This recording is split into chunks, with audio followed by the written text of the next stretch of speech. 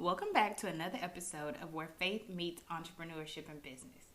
Today we're going to talk about a topic that I feel like for me has been a subtle reminder, but lately it has become very, God has put it in front of me and made it something very important to me, and that topic is legacy. And what I mean by that is not just the legacy we live by having children, having grandchildren, but the legacy we leave by how we live our life. And it came to me because one day the very first time I quit my job, I got the opportunity to go speak to a small classroom of middle school students. And when I went to speak to them, on my way driving, I was listening to worship music and I was enjoying it. And I just started crying because I wondered, what if everything I had went through up until that point, because I was going to share my story of being a young adult, my teenage story, and graduating from college to this group of middle schoolers. And I started crying because I started to realize, like, what if I went through what I went through just to come tell this story to these teens today?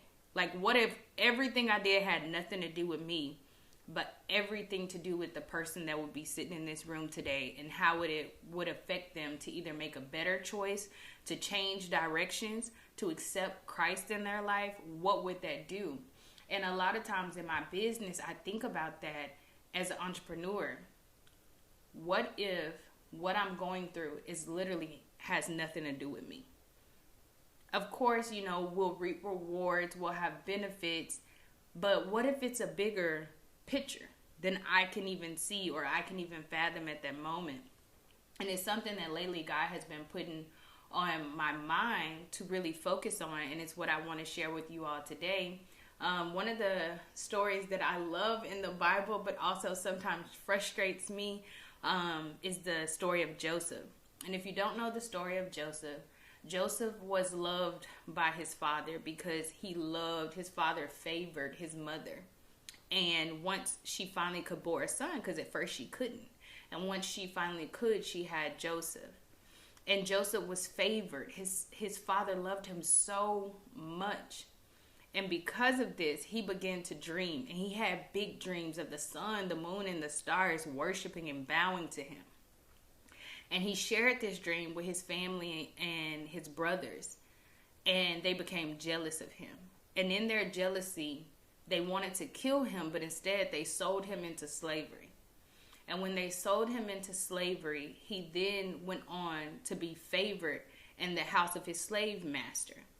But then the wife took hold of Joseph and liked him so much that she wanted to go in and sleep with Joseph.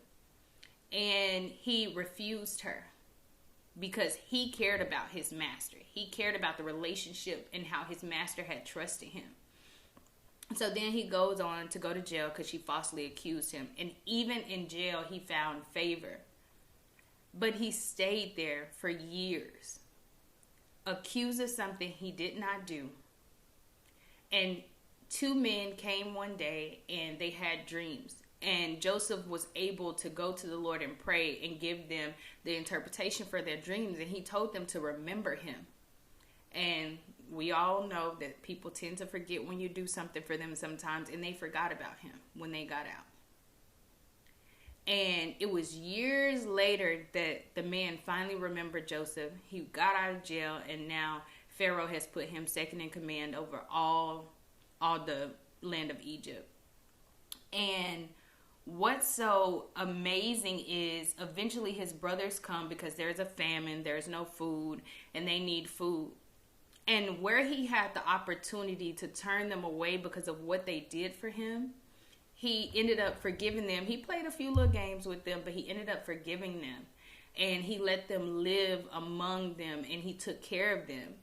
And what frustrates me about the story is none of it was fair. Joseph didn't really do anything.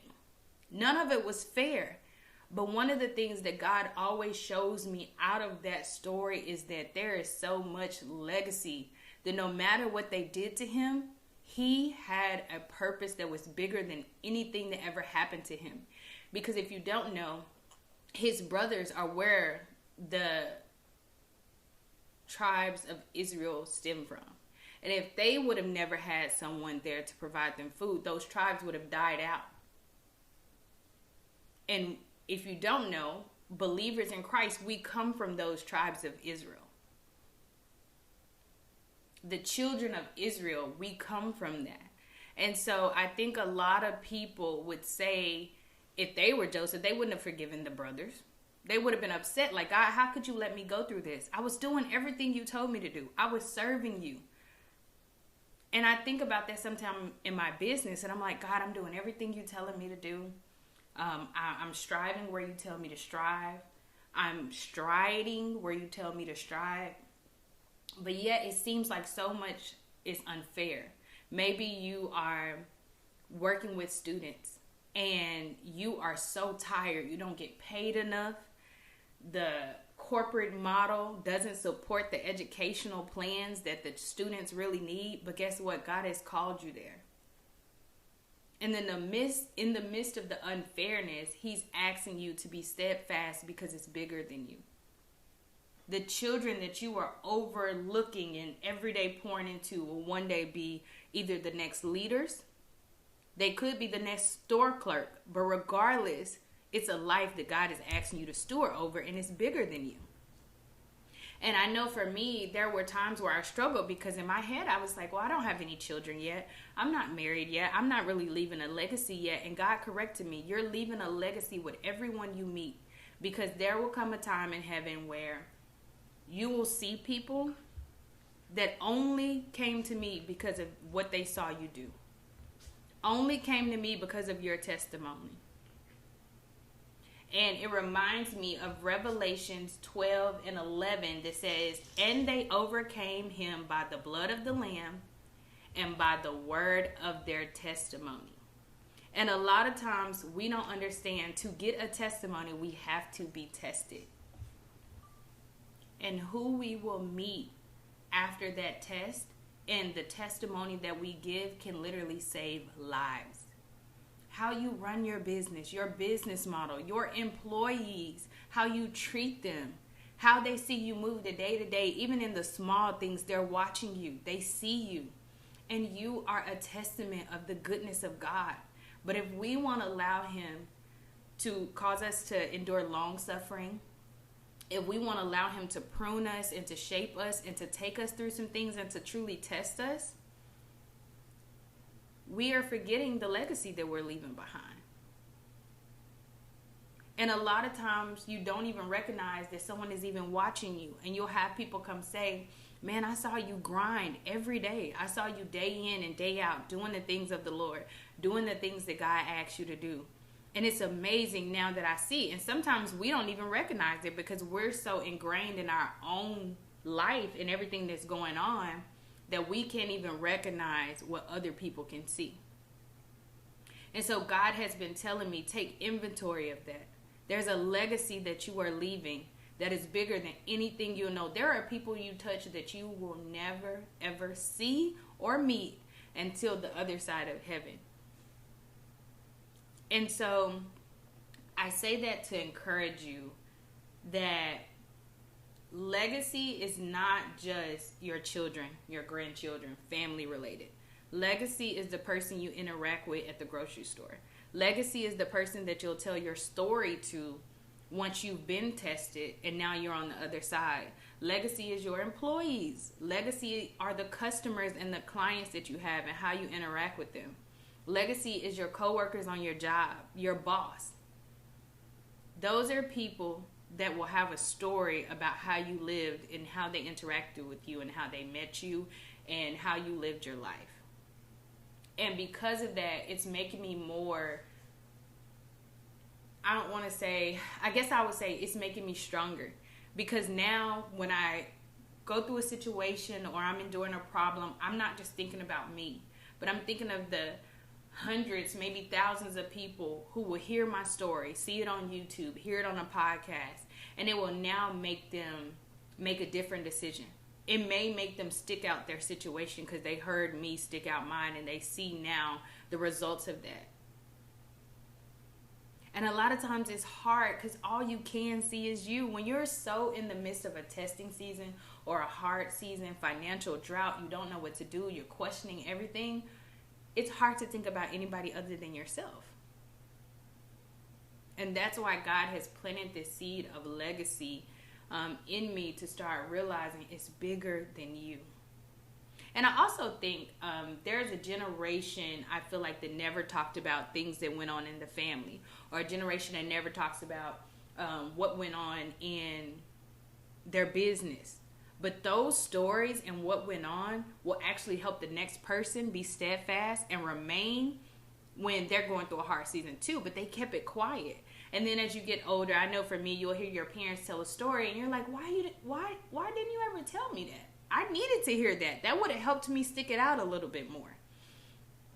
For me, I love watching interviews of people to see where they started and how they got where they are. And it's amazing that something that they all have in common is, I know for like Steve Harvey, Tyler Perry, they slept in their car. They were homeless for a minute. And I remember going through a season where I was transitioning from my old apartment, trying to get a bigger home, and needing to go home to my mother's house for a couple of months. And I just remember being like, well, I guess I'm just going to stay in my car because I hear all the greats slept in their car. So I guess it's time for me to sleep in my car. Now, granted, I'm a single woman, God with 2 dogs. God was not going to have me sleeping in my car. But it was just this idea that you rarely hear people with great testimonies not have endured a very hard test. And now the legacy they leave are millions of people watching their interviews, millions of people reaching out and using their quotes and trying to use their business model now because they've seen what God did for one and they know that now God can do it for them. And I recently watched one with Issa Rae, and she was having a heart-to-heart with another celebrity that was interviewing her, and she was saying how she had so many moments where she thought it was the big moment, but it wasn't. It was just a catalyst to the big moment and the next moment and the next moment. And then it started to get like these big moments, and she got to do the things that she always dreamed of, like starting a coffee shop. But I just started to wonder, I wonder when she was making YouTube series or she was doing certain things, did she ever think about the legacy that she would leave and the stories that she is now telling? Now she's being interviewed around the world, and it all just came from her standing the test of time and being patient in her craft and knowing that one day it would pay off. But not only that she was leaving a legacy behind. Her shows will leave legacies behind. Now, whether they're good legacies or bad, that's not for me to judge, but she will have a legacy that she's leaving behind. And I love how she tries to stay super positive and she tries to stay upbeat, and she's very motivating to, I would say, the Gen Z and the millennial population. And it inspires me to keep going because my story is just not a bad day. It won't just be written down like, oh, Clarissa had a bad day. No, it will be written that Clarissa had a series of bad days, a series of testing that led up to the miracle working power of God in her life to give her this beautiful life now that she can now share with other people, and wealth among other things. And wealth isn't the goal, but we know that God provides rewards. After the testing, it says you will reap the reward.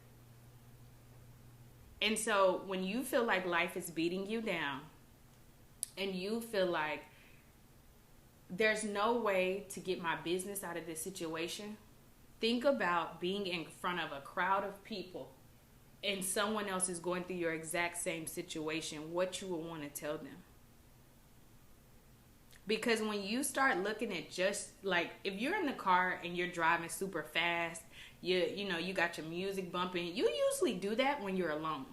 But when you do it with friends or you got a baby in the car or someone like that, you usually take a little bit more care. Like, okay, let me drive a little slower. I got the car seat in the back. When you have someone else to think of besides yourself, you tend to be more careful.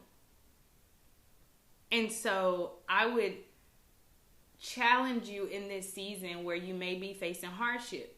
Or even if you're not facing hardship, But now you're in a place where you can tell your testimony. You've came out of it. You're on the other side. You're seeing great things happen. God is blessing you. Who can you now go inspire with that story? Because a lot of times we think, oh, I'm going to be silent about everything God did for me because I don't want anybody hating. I don't want anybody to try to interrupt. I'm going to keep the secrets to myself, but that's not what God wants. And God has already protected you. You don't have to be afraid of telling great things that are happening to you if God has called you to speak about them, because he already has protected you. You're protected in God. He's your refuge. But he wants you to tell the story. And you know what's so funny? Those who aren't believers, you find them sometimes to be very boastful. They boast about what they're doing. I'm going to tell you how I made $2 million and I grinded and I worked hard and I did this and I did that. They're going to be boastful about what they did. But yet we go through seasons of life. God brings us out and we're quiet. We're like little mouse. We don't say anything. But we have to get vulnerable to start saying like, hey, I almost lost my business. Hey, I got a divorce. Hey, I almost got evicted, or hey, I did get evicted, or hey, I lost my house, or hey, I lost my car. And a lot of times we don't want to share that because we're not humble enough to show the bad pieces. We don't want to show the bad. We just want to wait till we have a great testimony, an amazing, outlandish story to tell, to wow everyone, before we share any of the bad or let people know that we've struggled. And everybody wants the fairy tale, but nobody wants to be the damsel in distress. Cinderella was a damsel in distress, supposedly, right?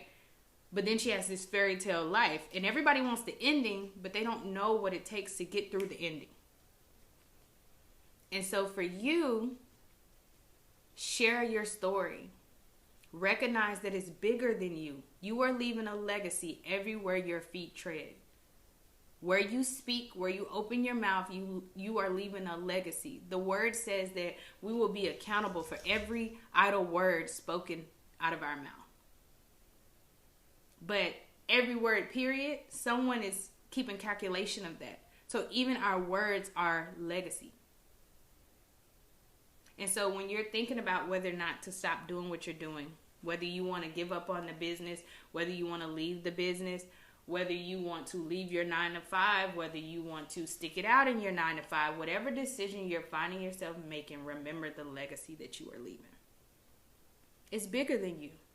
And that's what I try to tell myself. Like, recently, that's been an overwhelming thing. It's like, Clarissa, it's bigger than you. It's not only about you. It's so much bigger than you. And so if you can adapt that model in your business, with your employees, and realize when I set up a schedule for my employees, when I set up a pathway that we're taking, or my business values and the company goals, it's bigger than you. It's bigger than a dollar amount. It's bigger than a new car, a new home. It is bigger. My last point is a scripture that I want to share. It's Matthew 10:39. And it says, whoever finds their life will lose it, and whoever loses their life for my sake will find it. How much are we willing to give up for the sake in the cause of Christ? Which that's what? Other people. How much are we willing to give up for the cause of Christ and for legacy and for those who are coming after us? And if you're willing to do that, just think how much you will actually find your life. That's what the word said. You will now, for his sake, you will find your life. And so I want to leave you with, remember, it's bigger than you.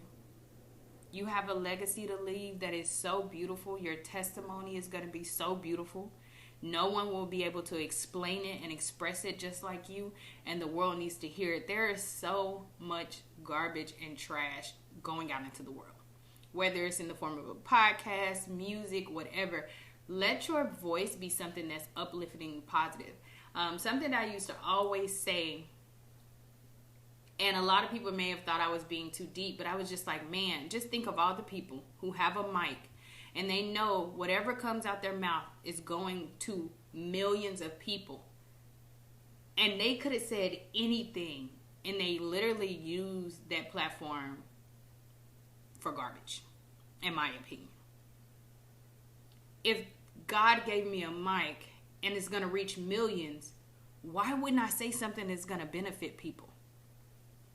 Why wouldn't I say something that's going to grow someone, that's going to touch that one person that they need to hear it, and it's going to change their life or lead them to what will change their life, which is Christ? And that's my goal with the podcast. That's my goal with my business. And that's just my goal in life. I want to introduce people to Christ and help them see that a relationship with Him is the best relationship you will ever encounter in your entire life. And that is the legacy we leave. And so I inspire or challenge. I want to inspire and challenge you to think about your legacy this week. In your business, as you're working on your job, what legacy are you leaving? Do you need to change some things up? Can things stay the same? But just remember, in times of testing, it's bigger than you. And God has a plan for that. And He will bless you. Joseph was tremendously blessed after his life. Though he went through a jail, being sold to slavery, he went through some horrendous things. But the latter part of his life was tremendously blessed, that I'm sure he probably even forgot about it. Because that's how good God had blessed him. And that's how good his life, the result of his life was. And so if you need some one-on-one time or someone to chat with, make sure you look in the description box and head to our website, schedule a one-on-one with me. I would love to speak with you. If you need a business coach, I would love to work with you monthly to really knock out some of your goals on both the spiritual side but also the business side, because I love that we can be spiritual minded, but there are some logical steps that God wants you to take in your business for you to see the fulfillment of His promises in your business. So make sure you reach out. We do have an Instagram page. It is slowly but surely coming along. So make sure you follow us on Instagram. And of course, I love you guys, and I love that you tune in every week. Make sure you share this with someone, because I'm pretty sure someone needs to hear this. There is someone somewhere that is thinking about giving up, but they need to understand that they are leaving a legacy. And this process is ugly, but it's going to end up being beautiful. And the testimony they give from this ugly season will be beautiful as well. So I thank you, and we will see y'all next week for another episode.